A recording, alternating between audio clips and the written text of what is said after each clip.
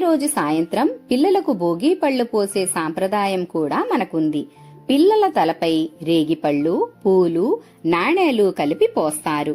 రేగిపళ్లే ఎందుకు పోస్తారంటేనండి, రేగిపండు సూర్యకిరణంలో నుండి ప్రాణశక్తిని ఎక్కువగా గ్రహించి నిలవ ఉంచుకుంటుంది. అందుకని వాటిని పిల్లల తలపై వెయ్యడం వలన శరీరంపై, మనసుపై మంచి ఫలితాన్ని చూపిస్తాయి.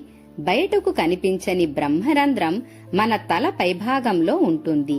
ఈ రేగిపళ్లను తలపై పోస్తే వాటిలో ఉన్న శక్తి పిల్లల శరీరంపై, ఆరోగ్యంపై మంచి ఫలితాన్ని చూపి శ్రీ లక్ష్మీనారాయణుల ఆశీస్సులు మన పిల్లలపై ఉంటుందని, పిల్లలకు ఉన్న దృష్టి తొలగిపోయి పిల్లలు జ్ఞానవంతులు, ధనవంతులై వారి ఎదుగుదలకు తోడ్పడే విధంగా ఉంటుందనే విశ్వాసంతో మన పూర్వీకులు ఈ సాంప్రదాయాన్ని పెట్టారు. అయితే గొబ్బెమ్మలకు సంబంధించి ఒక పౌరాణిక స్టోరీ కూడా ఉందండి.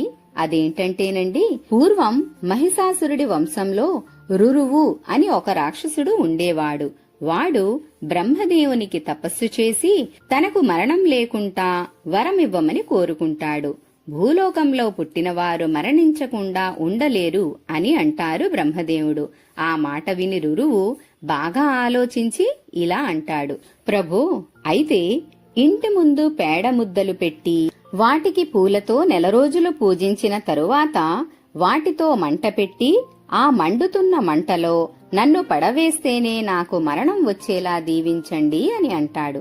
బ్రహ్మదేవుడు తథాస్తు అని దీవిస్తారు. ఈ విధంగా ఆవు పేడను ఇంటి ముందును పెట్టి ఎవరు నెల రోజులు పూజిస్తారు? ఇలా ఎవరు చెయ్యరు కదా అని వాడి నమ్మకం. ఈ నమ్మకం పెరిగి వాడి అక్రమాలు కూడా పెరిగి లోకానంతటినీ పీడించాడు. వాడికి బంగారం పిచ్చి చాలా ఎక్కువగా ఉండేదట. ఎవరి ఒంటిపైన బంగారం కనబడినా వారిని చంపి బంగారాన్ని తీసుకువెళ్లేవాడు.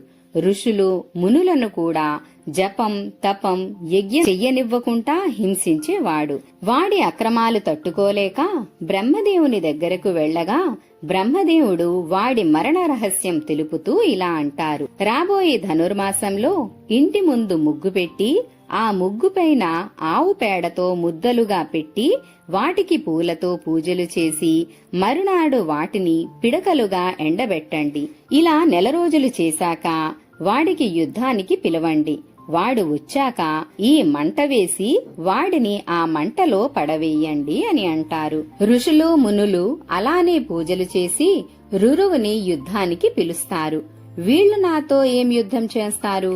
నా ముందు వీరి శక్తి ఎంత అన్న అహంభావంతో ఉండి వీరిని ఇంకా ఎక్కువగా హింసించాలన్న ఉద్దేశంతో వస్తాడు. కాని వచ్చాక వాడిని వెనుక నుండి ఆ మంటలో పడేస్తారు. ఇలా వాడు మరణిస్తాడు. ఋషులు, మునులు ఇలా రక్షించబడతారు. ఇలా రురువు అనే రాక్షసుడి మరణం కోసమని ఈ గొబ్బెమ్మలు, భోగి పిడకలు ఏర్పడ్డాయి అని అంటారు. రురువు అనగా ఇంకో అర్థం క్రిమి కీటకాలు అని. ఆవు పేడలో ఆ క్రిమి కీటకాలను చంపే శక్తి కలిగి ఉంటుంది. అందుకని కూడా ఇలా మంటలు వేయడం అనేది ఆనవాయితీగా ఏర్పడింది అని అంటారు. భోగి నాడు పంచభూతాల పవిత్రతను కాపాడుకుని పనికిరాని పాత చెడు ఆలోచనలను వదులుకుని కాలంతో పాటు వచ్చే మార్పులను ఆహ్వానిస్తూ మన ప్రాచీన సంస్కృతిని అందించిన మన సాంప్రదాయాన్ని కొనసాగిస్తూ సప్త ఋషులు అందించిన ఈ మార్గదర్శకాలను ఫాలో అవుతూ భారతీయ సంస్కృతిని కాపాడుదాం. ఏమంటారు? ఈ వీడియో మీకు నచ్చితే లైక్, సబ్స్క్రైబ్ చేసి గంట సింబల్ ని క్లిక్ చేయండి. మీ శ్రేయోభిలాషి సాయి శారద.